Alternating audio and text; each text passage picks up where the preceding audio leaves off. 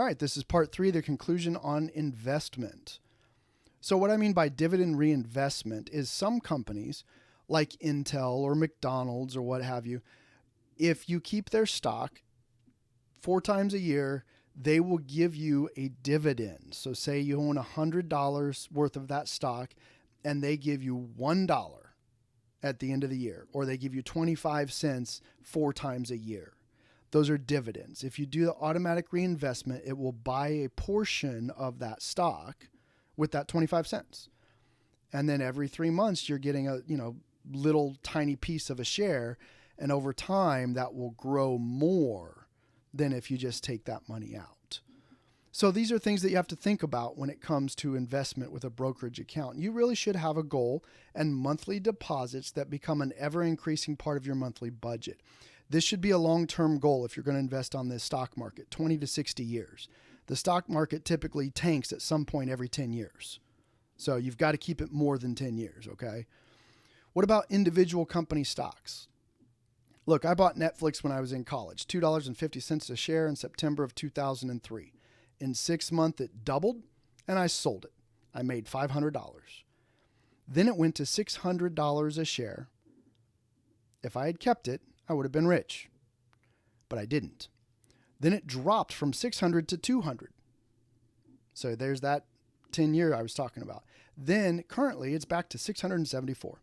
Now it's done stock splits 2 times. Back in 2004, if I had held on to it, my 200 shares that I had would have been 400 shares. Then it split 7 times. My 400 shares would have been 2,800 shares. Today, I would have $1.8 million if I had kept Netflix. So long term is big. I didn't do it. I made $500. So without a hard strategy and a goal, I sold at $5 because as a college kid, I thought I was rich. I probably would have sold in 2011 when it went to $42 a share. At least I would have made $16,000 that way, but I didn't. Now, here's the other thing to think about. What if I had bought Blockbuster and I held on forever?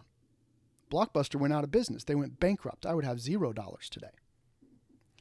So understand that when you invest money, it can go either way. You have to have a plan. So my strategy today, I research companies. I buy them with a small portion. I used to start with $500. Then I've graduated to a little bit more. But the point is I buy a company and I hold it until I can sell 90% of what I have and still make $100. Then I keep the other 10% forever. One day when I'm old or when I die and it goes to my kids, maybe they'll be millionaires. Or it could be like Blockbuster and that money will be worthless. It'll only be the money that I've pulled out and saved. But either way, I made money on that stock. I sold 90% of it and I made $100. Now there's also the option of mutual funds. These invest in specific sectors of industry like aerospace, home improvement, the service industry, clothing, food, computer technology. The point is, don't put all of your money in only one mutual fund, because if that industry tanks like CrowdStrike did to the whole world a couple weeks ago, then you're going to lose. So do several different types of funds if you go to mutual funds or index funds, investments that mirror certain benchmarks like the S&P 500 or the total stock market index. Don't put all your eggs in one basket. If you start out with $500 and you buy something, then buy 2 things. Or wait until you have $1,000 and buy 2 things at $500 each. Again, your banker or an investment advisor, financial advisor, will be able to help you. But you need to understand that idea of diversifying. Total stock market index, mutual funds, and individual stocks is what I own. Always consider your risk tolerance. How many years do you plan to invest? Remember, all of this is just one small part. You should have all of your bills paid before you do these investments. You should also have a savings of cash, silver, and maybe a real asset like a house, land, or a second source of income. Then, when you have money, you can begin doing investments in the stock market. It's very risky. But planning for the future, you can mitigate that risk with some of these things I've told you. So, in summary, guys, listen to this. As far as the Bible goes, investing is merely planning for the future. Proverbs 21:5 says, "The thoughts of the diligent tend only to plenteousness, but of everyone that is hasty, only to want." The English Standard Version says, "The plans of the diligent lead surely to abundance, but everyone who is hasty comes only to poverty." So if you make plans for the long term, you'll be better off. If you want to get rich quick, you'll probably end up poor. That's what it's saying. Number 2, the Bible makes it clear that growing your wealth is one part of being a good steward. Matthew 25:27, the parable of the talents. "The rich man said to the third servant, 'You ought to have therefore to put my money to the exchangers,'" to the bankers, "'and then at my coming I should have received mine own with interest,'" or usury. So at the very least, have some sort of savings like a CD that earns you a little bit of interest. And I believe you have to have at least $500 to do a CD at a bank.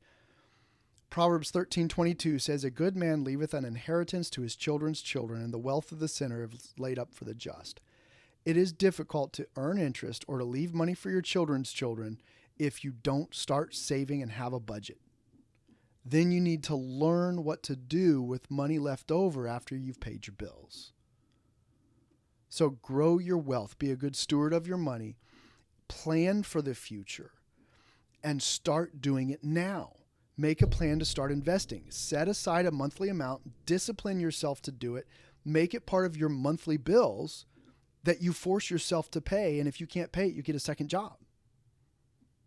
Make your investment for your life, for your future children, for your future grandchildren. Make a plan. Make it happen. Now, there's a warning about wealth. 1 Timothy 6:10, "For the love of money is the root of all evil," right? 1 Timothy 6:17, "Don't be high-minded. Don't trust in your riches. Trust in God." And Matthew 6:19-24, "Don't serve money. Serve God and make your money serve you." Be wise stewards. Earn interest. Make investments that appreciate in value so that your money works for you and you are not a slave to money. Until next time, may God bless you all.